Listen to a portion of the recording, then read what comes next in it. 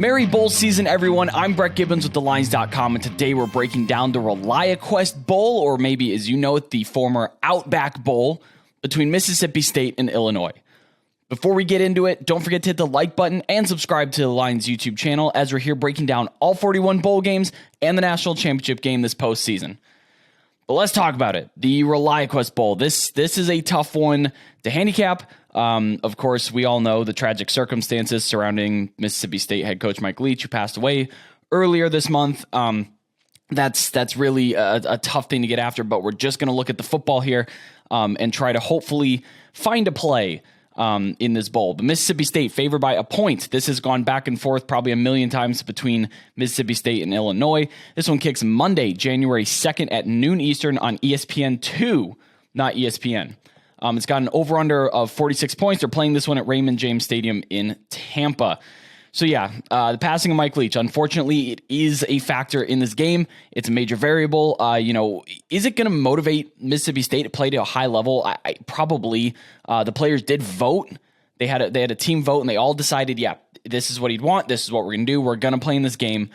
But also, did it, serve any hindrance getting ready for the game? You can look at like San Jose State, who suffered a similar tragedy with a player earlier this year, and they never quite really recovered. So it's a big variable. Proceed, please, with caution on that front. But if we're looking at Illinois, they're down their top two corners, who are both first team all Big Ten selections, which is tough for a very, very good defense this year. And of course, running back Chase Brown also opted out of this game. He's second nationally in carries, third in yards. He was the offense. If you're looking at their defensive coordinator as well, Ryan Walters, he's now the head coach of Purdue. So Illinois is down a lot of really crucial pieces. It may not be as numerous as other teams, but I believe their absences are as heavy hitting as any team nationally. So just know that Illinois is very shorthanded going into this game.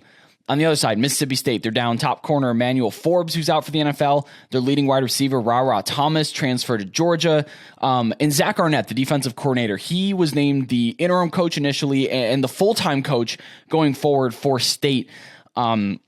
So this will be his first game at the helm. He's very highly regarded amongst the coaches, amongst the fans, amongst the players.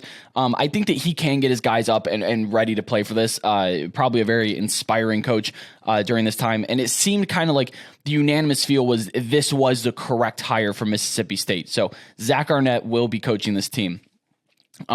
Illinois' defensive front, they're still very good, and they're intact, even if the secondary is depleted. They have a couple of guys up front, Keith Rudolph and I'm going to boss the name, Newton. We're going to go Newton here, going to boss that first name. They combined for 27 tackles for loss, and they're both interior defensive linemen, so they're very, very good, very disruptive, and they should be able to take away an inside run from Mississippi State. I know Mississippi State's very pass-heavy, but having the crutch of being able to run the football between the tackles was still there, but I think Illinois is going to be able to take that away from them. If you look at their system, though, we all know what it is. Will Rogers, quick rhythm passes, quick drop backs. He's at 6.6 yards per attempt, so it's a lot of short stuff, a lot of get the ball out of there, and you see that he doesn't take a lot of sacks because the ball's just not in his hands long enough to take a lot of sacks. So Illinois' defensive front isn't going to be there, causing a lot of havoc and a lot of pressure just because of how Mississippi State runs their offense. But without the top corners on the Illinois sideline, they might be able to find some passing success there. Especially if they're able to throw it short and these replacement corners don't come up and round up and make the tackle here. But on the other side, Mississippi State, 24th in defensive success rate. That was actually kind of the story of the season. You think the air raid, you think a lot of points, a lot of passes, but really their defense is what carried them to so many wins this year. They've been excellent. They held opponents to under 200 rush yards in 4 of their last 5 games, including only 26 rushing yards total to Alabama. So this is a team that can take the runaway, and if Illinois is down Chase Brown, I don't know what kind of options they're really going to have besides that.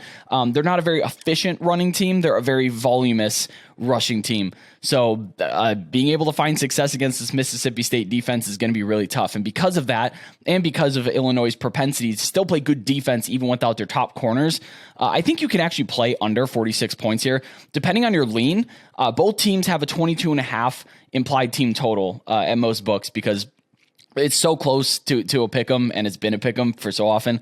22.5 team points is slotted for both. So depending on where you lean, if you're playing under 46, I think you can comfortably also play under the team total of the team you think is going to lose. So again, depends on where you fall in the winner, whether you think Mississippi State's going to win or Illinois. I would probably couple, I'm not saying parlay, but couple under 46 with under a team total for the losing side that you project there. So that's the route I'm going in this one.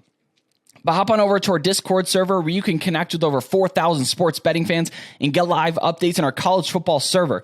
Opt-outs, transfers, injuries, coaching changes, recruiting. It's a very active community right now. There's a lot of good information, very sharp people in there, a lot of good conversation. So join in. It's certainly not too late. There's plenty of college football action left. And if you go and click on the hashtag roll server, drop an emoji under my name, and you'll start to get live bowl bets that I place for the rest of bowl season. I know there's only a few games left, but for national championship season, I'm even doing FCS stuff in there. Every time I place a bet, I'm putting it in the Discord, and you can get it sent right to your phone if you drop an emoji under my name. But don't forget to subscribe to the Lions YouTube channel for daily bowl videos just like this one, and comment what side you lean in this game. It's a tightly contested one. I'm sure there's going to be a lot of differing opinions, so drop those in the comments below or let me know on Twitter at Road to CFB. But thank you so much as always for watching. I'm Brett Gibbons, and have a very merry bowl season.